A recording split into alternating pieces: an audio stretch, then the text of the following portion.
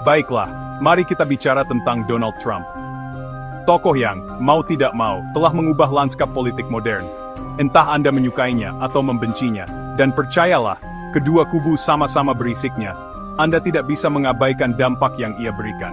Pria ini seperti virus flu yang bermutasi menjadi celebrity reality show, lalu entah bagaimana, terpilih menjadi Presiden Amerika Serikat. Dan ini bukan sindiran murahan, ini adalah kenyataan yang absurd. Bagaimana mungkin seseorang yang membangun karier dengan memecat orang di televisi, tiba-tiba dipercaya memegang kode nuklir? Bagaimana mungkin seorang miliarder yang hidup bergelimang kemewahan, bisa meyakinkan kelas pekerja bahwa dialah satu-satunya yang bisa menyelamatkan mereka? Banyak yang mencoba menjelaskan fenomena Trump. Ada yang bilang ini karena kemarahan rakyat, ada yang bilang karena media sosial, ada yang bilang karena alien, hantu, atau konspirasi global. Entahlah, mungkin saja. Tapi satu hal yang pasti, kisah Donald Trump adalah cerita tentang Amerika, tentang Kim, dan tentang betapa anehnya dunia. Mari kita mulai dari awal. Donald Trump bukanlah politisi biasa. Pria ini tidak punya pengalaman di pemerintahan, tidak pernah menjabat di militer, tidak pernah melobi RUU di Kongres. Ia adalah produk dunia bisnis dan hiburan, lebih fasih bernegosiasi properti dan rating televisi daripada kebijakan luar negeri. Dan disinilah letak ironi pertama dari sekian banyak ironi yang akan kita bahas. Justru ketidaktertarikannya pada politiklah yang membuatnya menarik di mata jutaan pemilih. Di era di mana kepercayaan publik terhadap politisi berada di titik nadir, Trump muncul sebagai sosok antitesis, sang outsider yang berjanji akan mengeringkan rawa-rawa Washington. Ia tidak segan menyerang lawan politiknya dengan julukan-julukan kasar. Ia tidak peduli dengan tata krama dan kesopanan politik. Ia bahkan terang-terangan mempertanyakan kebijakan-kebijakan yang selama ini dianggap tabu. Bagi para pendukungnya, ini adalah tanda kejujuran, sebuah penolakan terhadap kepalsuan dan kemunafikan dunia politik. Bagi para penentangnya, ini adalah bukti bahwa Trump tidak layak dan tidak kompeten untuk memimpin. Apapun penilaian Anda, satu hal yang pasti, kemenangan Trump adalah pukulan telak bagi sistem politik Amerika yang mapan. Ini adalah bukti bahwa aturan main telah berubah, dan bahwa siapapun, bahkan seorang bintang reality show sekalipun, bisa menjadi presiden. Salah satu hal yang paling mendefinisikan era Trump adalah penggunaan media sosial, khususnya Twitter, sebagai alat politik. Sebelum Trump, belum pernah ada presiden yang begitu aktif dan tanpa filter di platform ini. Bagi Trump, Twitter adalah senjata pamungkas, megafon digital yang memungkinkannya untuk melewati media tradisional dan berbicara langsung kepada rakyat. Ia menggunakan Twitter untuk mengumumkan kebijakan, menyerang lawan politik, menyebarkan informasi atau disinformasi, dan memobilisasi basis pendukungnya. Dan ia melakukannya dengan gaya yang khas Trump, langsung, belak-belakan, dan seringkali penuh dengan kesalahan tata bahasa dan ejaan. Tweet-tweetnya memicu kontroversi, kemarahan, kebingungan, dan terkadang bahkan tawa. Para kritikus mengecam penggunaan Twitter Trump sebagai sesuatu yang tidak pantas, tidak profesional, dan berbahaya. Mereka menuduhnya menyebarkan kebohongan, memprovokasi perpecahan, dan merusak norma-norma demokrasi. Namun, bagi para pendukungnya, Twitter adalah bukti bahwa Trump adalah presiden yang autentik dan tanpa basa-basi. Mereka memuji keberaniannya dalam menantang status quo dan berbicara kebenaran, atau setidaknya, apa yang mereka yakini sebagai kebenaran. Apapun pandangan Anda, tidak dapat disangkal bahwa penggunaan Twitter Trump telah mengubah cara politik dijalankan. Ini adalah contoh ekstrem dari politik real-time. Dahil forward tiring kinti fumulset spat dan temuzume, banvos de railo golglad hat sehat. Salah satu aspek paling menarik dari fenomena Trump adalah caranya berkomunikasi.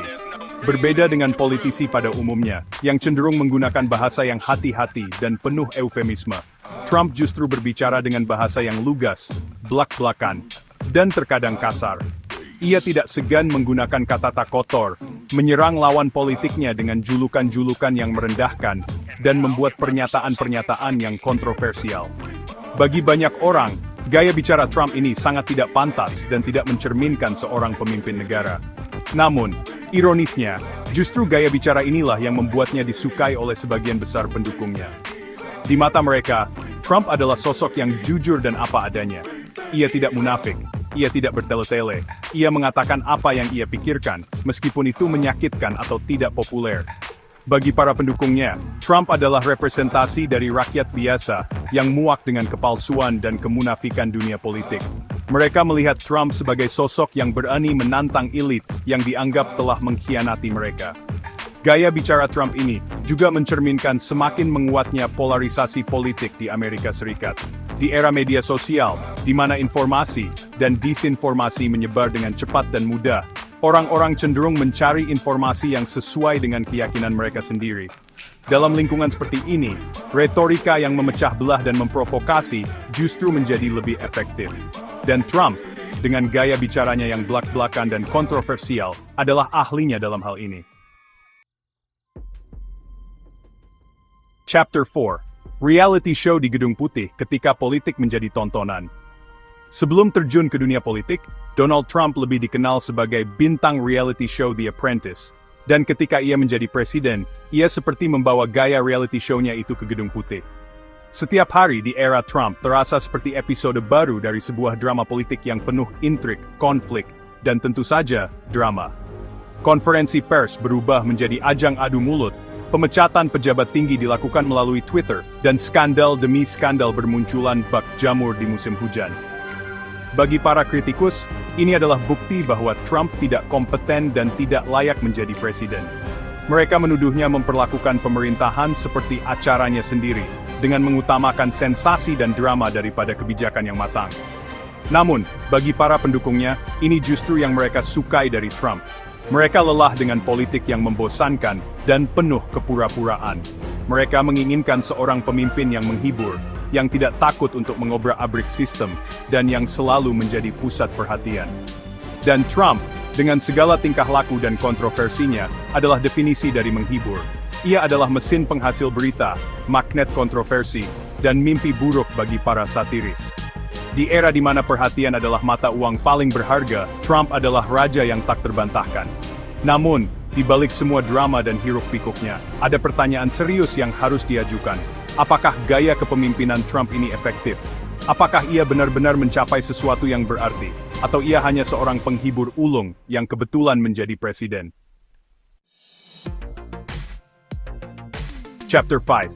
Mimpi Amerika yang hilang, nostalgia dan rasa takut di era Trump. Salah satu kunci keberhasilan Donald Trump dalam memenangkan hati dan pikiran jutaan rakyat Amerika adalah kepiawaiannya dalam memainkan emosi, khususnya nostalgia dan rasa takut. Ia menawarkan sebuah visi tentang Amerika yang kembali jaya, sebuah masa lalu yang ideal, di mana lapangan pekerjaan berlimpah, ekonomi kuat, dan Amerika dihormati di mata dunia. Pesan ini beresonansi dengan kuat, terutama di kalangan kelas pekerja kulit putih yang merasa tertinggal. Chapter 6.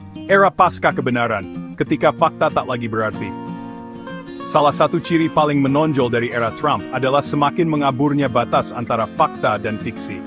Di era media sosial, di mana informasi dan disinformasi menyebar dengan cepat dan mudah, kebenaran menjadi relatif dan subjektif.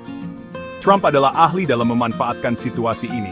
Ia gemar melemparkan pernyataan-pernyataan yang tidak berdasar, menyebarkan teori konspirasi, dan menyerang kredibilitas media arus utama. Bagi para kritikus, ini adalah serangan terhadap demokrasi itu sendiri. Mereka menuduh Trump sengaja menyebarkan kebohongan untuk menyesatkan publik dan mengkonsolidasikan kekuasaannya. Namun, bagi para pendukungnya, ini adalah bukti bahwa Trump adalah sosok yang anti-establishment dan berani melawan arus. Mereka tidak peduli dengan fakta, yang penting adalah pesan yang disampaikan Trump sesuai dengan keyakinan mereka. Dalam lingkungan seperti ini, di mana kebenaran menjadi relatif dan emosi lebih diutamakan daripada logika, sangat sulit untuk melakukan dialog yang sehat dan konstruktif. Dan ini adalah ancaman serius bagi masa depan demokrasi, tidak hanya di Amerika Serikat, tetapi juga di seluruh dunia. Chapter 7, Cable Scandal, ketika politik kehilangan etikanya. Sepanjang sejarah Amerika Serikat sudah banyak politisi yang karirnya hancur karena skandal. Namun, Donald Trump tampaknya kebal terhadap hal ini. Sejak menjabat sebagai presiden, ia telah diterpa oleh puluhan skandal, mulai dari tuduhan pelecehan seksual hingga penyalahgunaan kekuasaan. Namun, alih-alih menghancurkan karirnya, skandal-skandal ini justru semakin memperkuat basis pendukungnya. Bagi mereka, Trump adalah korban dari perburuan penyihir yang dilakukan oleh lawan politiknya dan media arus utama. Mereka melihat Trump sebagai sosok yang dianiaya dan disalahpahami, yang terus berjuang meskipun menghadapi rintangan yang begitu besar. Kekebalan Trump terhadap skandal ini mencerminkan semakin parahnya polarisasi politik di Amerika Serikat. Di era media sosial, di mana orang-orang cenderung mencari informasi yang sesuai dengan keyakinan mereka sendiri, sangat mudah untuk mengabaikan atau merasionalisasi perilaku buruk dari sosok yang mereka kagumi. Dan ini adalah ancaman serius bagi akuntabilitas dan integritas politik. Jika seorang pemimpin tidak dapat dimintai pertanggungjawaban atas tindakannya, maka sistem demokrasi itu sendiri berada dalam bahaya. Chapter 8. Simbol dunia yang terpecah, warisan abadi Donald Trump. Donald Trump adalah produk dari zamannya, sebuah era yang ditandai oleh polarisasi politik, ketidaksetaraan ekonomi, dan disrupsi teknologi. Ia adalah cerminan dari kemarahan, kekecewaan, dan kecemasan yang dirasakan oleh banyak orang di seluruh dunia. Namun, ia juga merupakan pemicu dari banyak masalah yang kita hadapi saat ini.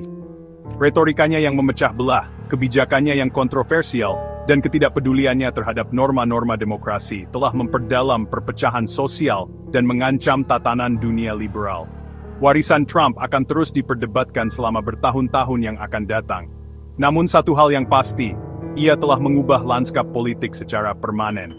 Ia telah menunjukkan bahwa aturan main lama tidak lagi berlaku, bahwa emosi lebih kuat daripada fakta, dan bahwa seorang outsider yang karismatik dapat mencapai kekuasaan dengan memanfaatkan kemarahan dan kekecewaan publik. Pertanyaannya sekarang adalah, pelajaran apa yang akan kita petik dari fenomena Trump? Apakah kita akan belajar dari kesalahannya dan membangun kembali fondasi demokrasi kita? Atau akankah kita terus terpecah belah dan terpolarisasi, sehingga membuka jalan bagi munculnya sosok-sosok seperti Trump di masa depan? Hanya waktu yang bisa menjawabnya. Outro, keunikan dan kontroversi Donald Trump, fenomena politik modern. Jadi begitulah Donald Trump, sebuah anomali politik yang entah bagaimana berhasil. Pria yang membangun karier dengan memecat orang di televisi, entah bagaimana, menjadi orang paling berkuasa di dunia. Pria yang sepertinya tidak pernah membaca buku dalam hidupnya, entah bagaimana, menulis ulang aturan politik Amerika. Dan bagian yang paling menakutkan, mungkin saja ini baru permulaan.